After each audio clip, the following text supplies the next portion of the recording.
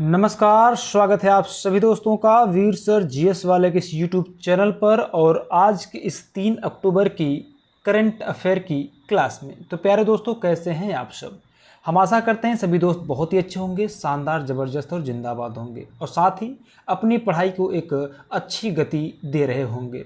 साथियों, सुबह के 5 बज चुके हैं और रोज़ सुबह 5 बजे आपको इस चैनल पर करंट अफेयर की वीडियो अपलोड कर दिए जाते हैं, जिसमें सिर्फ करंट अफेयर ही नहीं बल्कि उसके साथ साथ हम स्टैटिक जीके का भी चर्चा करते हैं। यानी ऐसे टॉपिक्स की भी चर्चा कर लेते हैं करंट अफेयर के साथ जो आपके एग्ज़ाम के लिए बेहद ही महत्वपूर्ण होते हैं। साथियों, इसमें हम किन किन टॉपिक्स को कवर करते हैं, अगर हम उनकी बात करें तो इसमें हम कवर करते हैं इंटरनेशनल न्यूज़ को, नेशनल अफेयर्स को, अवार्ड वाले न्यूज़ को, डिफेंस न्यूज़ को, स्पोर्ट न्यूज़ को और साइंस एंड टेक न्यूज़ को। तो इतने सारे पॉइंट्स को हम लोग क्या करते हैं, या फिर जितने भी महत्वपूर्ण चीज़ें होती हैं, जितने भी महत्वपूर्ण करंट अफेयर्स के प्रश्न बन सकते हैं, सभी को इंक्लूड करके आपको एनिमेशन के माध्यम से अच्छे से बताते और समझाते हैं। एक बार देखें तो सही, इससे बेहतर कहीं नहीं। बिल्कुल यहाँ पे सही चीज़ को मैंने मेंशन किया है। एक बार आप देखिए, उसके बाद आप कहिएगा कि सर क्या गजब की चीज़ आप बताए हैं। अब चूंकि जब गजब की चीज़ है और बहुत ही शानदार चीज़ है, तो आप चैनल को सब्सक्राइब करके रखें और वीडियो को लाइक कर दें। क्लास के बाद कमेंट भी करना बिल्कुल ना भूलें, शेयर कर दें अपने साथियों में। तथा अगर आपको इस क्लास का PDF नोट चाहिए तो आप टेलीग्राम का लिंक ज्वाइन कर लीजिए, जिसका लिंक इस वीडियो के डिस्क्रिप्शन बॉक्स में मैंने दे दिया है, या फिर यहाँ पे एक व्हाट्सएप नंबर मैंने आपको प्रोवाइड किया है, इस पर भी मैसेज करके आप प्राप्त कर सकते हैं दोस्तों। ठीक है, तो आइए क्या करते हैं, क्लास को शुरू करते हैं साथियों। तो जब हम बात करते हैं क्लास को शुरू करने की, तो पहला प्रश्न हमारा क्या है? पहला प्रश्न है कि हाल ही में गांधी जयंती और लाल बहादुर शास्त्री जयंती कब मनाया गया? आप सभी को पता है दोस्तों, इसका सही उत्तर हो जाएगा 2 अक्टूबर, क्योंकि 2 अक्टूबर को लाल बहादुर शास्त्री की जयंती और साथ ही साथ महात्मा गांधी जी की जयंती मनाई जाती है। ये जो जयंती है, खास करके लोग 2 अक्टूबर को महात्मा गांधी की जयंती के रूप में ज़्यादा जानते हैं और ज़्यादा समझते भी हैं। लेकिन हमें लाल बहादुर शास्त्री जी को भी नहीं भूलना चाहिए। ये हमारे भारत के दूसरे प्रधानमंत्री रह चुके लाल बहादुर शास्त्री। जी हाँ, ये 1964 से लेकर 1966 तक भारत के प्रधानमंत्री रहे और जब तक ये प्रधानमंत्री रहे थे, इनके प्रधानमंत्री के कार्यकाल में एक बार पाकिस्तान के साथ युद्ध हुआ 1965 में। ठीक है, जिसमें 1965 में जब युद्ध होता है पाकिस्तान के साथ, तो पाकिस्तान हारता है और भारत जीतता भी है ना। उसके बाद उसी युद्ध के बाद समझौता के लिए लाल बहादुर शास्त्री चले जाते हैं ताशकंद। उसमें USSR का हिस्सा हुआ करता था। USSR ने बुलाया था भारत के नेता लाल बहादुर शास्त्री को, पाकिस्तान के नेता जनरल अयूब खान को संधि करने के लिए, समझौता करने के लिए। और वहीं पर 10 जनवरी 1966 को अचानक मृत्यु हो गई थी लाल बहादुर शास्त्री जी की। ठीक है, बात करें गांधी जयंती की, या फिर कहें कि गांधी जी की, तो इनको राष्ट्रपिता के नाम से भी जाना जाता है, इनको बापू के नाम से भी जाना जाता है, इनको महात्मा गांधी के नाम से भी जाना जाता है। जबकि इनका पूरा नाम क्या है? मोहनदास करमचंद गांधी इनका पूरा नाम है। इनका जन्म कब हुआ था? तो इनका जन्म हुआ था 2 अक्टूबर 1869 को हुआ था। कहाँ पर हुआ था? तो गुजरात के पोरबंदर में हुआ था दोस्तों। ठीक है, इनकी मृत्यु कब हुई थी? तो 30 जनवरी 1948 को हुआ था। एक व्यक्ति ने इनकी गोली मारकर हत्या कर दी, जिसका नाम था नाथूराम गोडसे। ठीक है, एक कायर ने इनकी मृत्यु या कहें कि इनकी हत्या कर दिया था। महात्मा गांधी जो भारतीय वकील भी थे, राजनीतिज्ञ भी थे, सामाजिक कार्यकर्ता भी थे और साथ साथ लेखक भी थे, जो ब्रिटिश शासन के विरुद्ध भारतीय स्वतंत्रता आंदोलन के नेता बने और उनको जो कि राष्ट्रपिता माना जाने लगा था। और आज राष्ट्रपिता महात्मा गांधी जी की जो चित्र है, आज भारतीय नोटों पर देखी जा सकती है। ठीक है, आगे बढ़ूं दोस्तों। आगे एक चीज़ अब मैं आप लोगों को और बताना चाहूँगा कि UPSI 2025 के लिए 1991 से लेकर 2021 तक के जितने भी UPSI परीक्षा में पूछे गए प्रश्न हैं, यहाँ पे मैं GK GS का जो PYQs हैं, उन सभी को चैप्टर वाइज करवा रहा हूँ। यानी भारत का संवैधानिक विकास और संविधान सभा से आज पहला वीडियो आएगा शाम को 9 बजे, तो उसको भी देखना बिल्कुल नहीं भूलिएगा। ये जो है कि आपके तैयारी में 4 चांद लगा देगा। वास्तव में इससे बेहतर आपको कहीं भी नहीं मिलने वाला यार, चैप्टर वाइज मिलेगा। सोचिए, आपको एक चैप्टर पढ़ते हैं आप लोग, भारत का संवैधानिक विकास और संविधान सभा, इससे जितने भी प्रश्न बने हैं सारे प्रश्नों को अगर आपको एक जगह एकत्रित रूप में मिल जाए, और फिर उसके बाद जैसे ही PYQ खत्म होगा, मैं उसके बाद इसका MCQ भी करवाऊंगा दोस्तों। तो शाम को 9 बजे जुड़ना बिल्कुल ना भूलें। और सबसे बड़ी बात कि आप लोग पहले चैनल को सब्सक्राइब जरूर कर लें, ताकि आपको वीडियोस को नोटिफिकेशन मिलते रहें। दूसरा प्रश्न है आज का कि पंचायती राज मंत्रालय खालिस्तान को सबकी योजना सबका विकास अभियान शुरू करेगा। यानी जो पंचायती राज मंत्रालय था, इसने किस तारीख को या फिर यह किस तारीख को सबकी योजना सबका विकास अभियान शुरू किया? तो दोस्तों इसका सही उत्तर है ऑप्शन नंबर 2, गांधी जयंती के दिन, है ना। ठीक है, 2 अक्टूबर को। तो पंचायती राज मंत्रालय ने 2 अक्टूबर को सबकी योजना सबका विकास अभियान शुरू किया। यहाँ पे जिसको हम लोग कहते हैं पीपीसी यानी पीपल्स प्लान कैंपेन, ठीक है, 2025-26 के लिए क्या होगा, चालू किया गया। कब? 2025 में 2 अक्टूबर को। ठीक है, चलिए इसके बारे में कुछ और चीज़ों को अगर जानना हो तो यहाँ पे देखिए, इसीलिए मैंने एनिमेशन के द्वारा चित्र के माध्यम से समझाने की कोशिश किया ताकि आपको हर एक चीज़ जो है कि समझ में आए दोस्तों। तो पंचायती राज मंत्रालय 2 अक्टूबर को सबकी योजना सबका विकास अभियान शुरू किया। यह जन योजना अभियान यानी पीपीसी यानी कि पीपल्स प्लान कैंपेन 2025-26 की शुरुआत का प्रतीक है। यह अभियान वर्ष 2026-27 के लिए पंचायत विकास योजना यानी पीडीपी, है ना, यानी कि पंचायत डेवलपमेंट प्लान तैयार करने पर केंद्रित होगा। और यह अभियान पहली बार 2018 में शुरू किया गया था और यह समावेशी, साक्ष्य आधारित और समन्वित विकास योजना को प्रोत्साहित करता है। पीपीसी मतलब होता है पीपल्स प्लान कैंपेन 2026 से चल रहा है, जो कि किसके लिए है, जो 2026-27 के लिए क्या करेगा, पंचायत डेवलपमेंट प्लान यानी कि पंचायत विकास योजना पर तैयार या पंचायत विकास योजना तैयार करने पर केंद्रित होगा। ठीक है, इसको कब लॉन्च किया गया, तो 2 अक्टूबर 2025 को। आगे बात करते हैं अगले प्रश्न की। अगला प्रश्न कहता है दोस्तों कि भारत विश्व सी फूड कांग्रेस, विश्व सी फूड, सी मतलब समुद्री फूड, ठीक है, 2026 की मेज़बानी कहाँ करेगा? तो दोस्तों इसका सही उत्तर हो जाएगा चेन्नई, है ना। यानी भारत क्या करेगा, विश्व सी फूड कांग्रेस 2026 की मेज़बानी चेन्नई में करेगा, है ना। देखिए वर्ल्ड सी फूड कांग्रेस 2026 का जो प्रेस कॉन्फ्रेंस होगा, ठीक है, ये कहाँ पे होगा, चेन्नई के अंदर होगा दोस्तों। आगे ध्यान दीजिएगा, अगर इसके हम एक्सप्लेनेशन पे बात करें तो यहाँ पे मैंने मेंशन कर रखा है वर्ल्ड सी फूड कांग्रेस, ठीक है। तो देखिए कहता है भारत चेन्नई में विश्व समुद्री खाद्य कांग्रेस यानी WAC 2026 की मेज़बानी करेगा। और यह पहली बार होगा जब यह आयोजन देश में आयोजित किया जाएगा, यानी भारत के अंदर आयोजित किया जाएगा।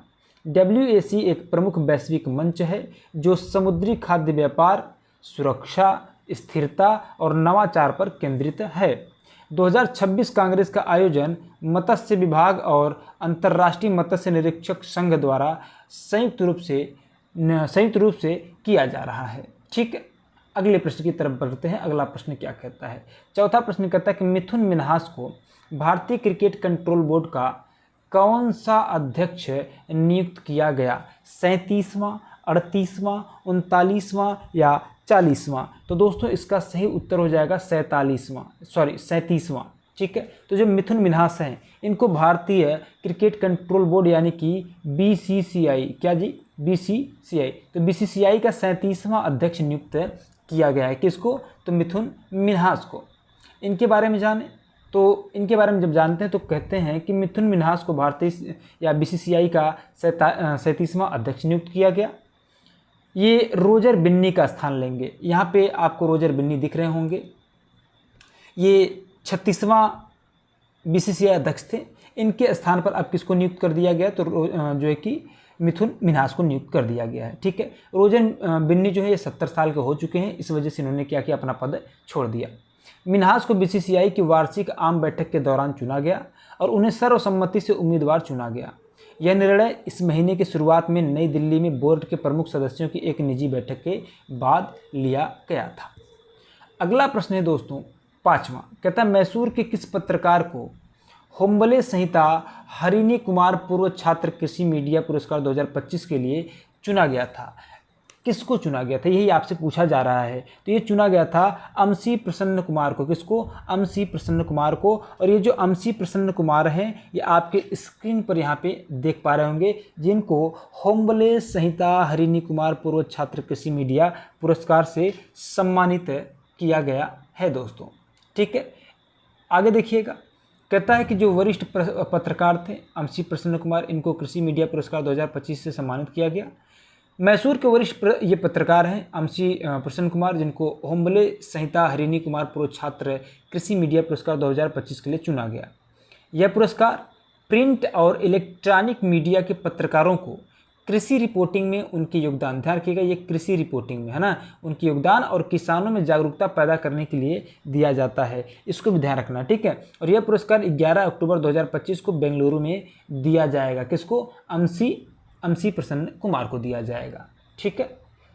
अगला प्रश्न है दोस्तों कि भारत में 97,500 से ज़्यादा नए 4G मोबाइल टावरों का उद्घाटन किसने किया, जिसमें 92,600 पूरी तरह से स्वदेशी तकनीक वाले हैं। देखिए 97,500 से ज़्यादा नए 4G मोबाइल टावर का उद्घाटन किया गया, ठीक है। अब इसमें ये जितना भी यहाँ पे टावर की बात हो रही है, ठीक है, जितने भी टावर की बात हो रही है उसमें 92,600 देश के अंदर ही बने हैं, यानी कि अपने ही देश के अंदर बने हैं दोस्तों, ठीक है। तो इसका उद्घाटन किसने किया है, तो इसका उद्घाटन किए हैं प्रधानमंत्री नरेंद्र मोदी ने। किसने किया है, तो प्रधानमंत्री नरेंद्र मोदी ने किया है दोस्तों। आइए इसके बारे में थोड़ा सा जानते हैं। तो प्रधानमंत्री नरेंद्र मोदी ने स्वदेशी तकनीक से निर्मित 97,500 से ज़्यादा मोबाइल 4G टावरों का उद्घाटन किया। प्रधानमंत्री मोदी ने डिजिटल बुनियादी ढांचे के विस्तार के एक बड़े प्रयास के तहत पूरे भारत में 97,500 से ज़्यादा नए 4G मोबाइल टावरों का उद्घाटन किया, जिनमें 92,600 पूरी तरह से स्वदेशी तकनीक से लैस टावर शामिल हैं।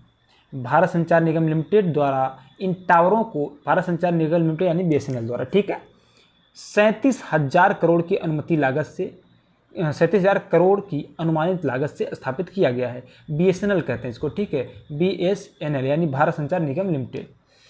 इस पहल से 30,000 अतिरिक्त गांवों तक इंटरनेट कनेक्टिविटी पहुंचने की उम्मीद है, यानी जहां पर इंटरनेट कनेक्टिविटी नहीं है वहां पर भी इंटरनेट कनेक्टिविटी पहुंचाने के लिए प्रयास लगातार किया जा रहा है दोस्तों, ठीक है। बात करते हैं अगले प्रश्न की। अगला प्रश्न क्या कहता है, अगला प्रश्न आपसे कहता है कि 2026 फीफा विश्व कप के लिए कितने शुभंकर घोषित किए गए हैं। तो कितने शुभंकर घोषित किए गए दोस्तों, 3 शुभंकर, ठीक है, फीफा वर्ल्ड कप 2026, ठीक है। अब बात समझ में, जो जीतेगा उसको ऐसा ही ट्रॉफी दिया जाएगा, यही ट्रॉफी दिया जाएगा दोस्तों। आइए इसके बारे में थोड़ा सा जानते हैं।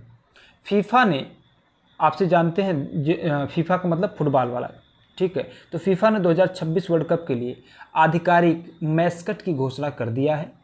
टूर्नामेंट में 3 मैस्कट होंगे, एक क्लच होगा जो बाल्ड ईगल है और यह अमेरिका का प्रतिनिधित्व करेगा, जागुआर जायू मेक्सिको का प्रतिनिधित्व करेगा, मूस मैपल कनाडा का प्रतिनिधित्व करेगा।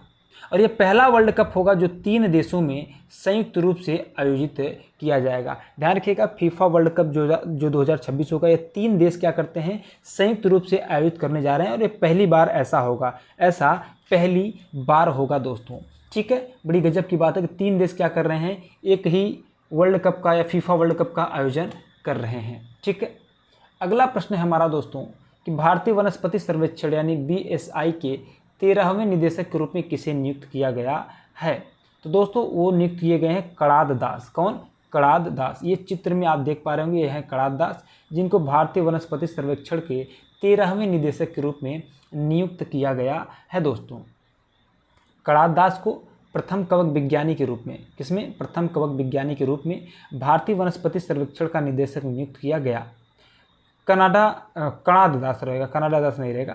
कड़ाद दास को ए माओ के बाद भारतीय वनस्पति सर्वेक्षण का 13वां निदेशक नियुक्त किया गया। इसके पहले कौन थे, ए माओ थे। पर्यावरण, वन और जलवायु परिवर्तन मंत्रालय के अंतर्गत आने वाले इस प्रमुख शोध संस्थान का नेतृत्व करने वाले वे पहले कवक विज्ञानी बने। ये कवक विज्ञानी है, ठीक है। और डॉक्टर दास यानी डॉक्टर कड़ाद दास ने देहरादून के एक शोधार्थी के रूप में BSI में अपना करियर शुरू करने के बाद निदेशक का कार्यभार संभाला है, ठीक है दोस्तों। तो यहाँ पे हो गया आपका 8 प्रश्न। लगभग मैं डेली आपको 8 प्रश्न करवाता हूँ जो आपके एग्जाम के लिए बेहद ही क्या होते हैं, महत्वपूर्ण होते हैं, ठीक है दोस्तों। तो चैनल को आप सभी लोग सब्सक्राइब कर लीजिएगा। आई होप आपको क्लास बहुत अच्छा लगा होगा, समझ में आया होगा। कमेंट करके ज़रूर आप लोग बताइएगा और चैनल को सब्सक्राइब अवश्य कर लीजिए। और इसका अगर PDF चाहिए, PDF के लिए दोस्तों मैंने आपको एक टेलीग्राम का लिंक दिया है डिस्क्रिप्शन बॉक्स में, वहाँ से जा करके टेलीग्राम को ज्वाइन कर लीजिए। व्हाट्सअप चैनल को भी ज्वाइन कर सकते हैं। और टेलीग्राम पे मैं क्या करता हूँ, रोज़ जितनी भी क्लासेस चलती हैं हर एक क्लास का PDF नोट्स वहाँ पर मैं भेज देता हूँ। तो ठीक है, जुड़े रहिए हमारे साथ, मिलते हैं आपसे अगली क्लास में। आज के लिए बस इतना ही दोस्तों, तब तक के लिए सभी को जय हिंद, जय भारत।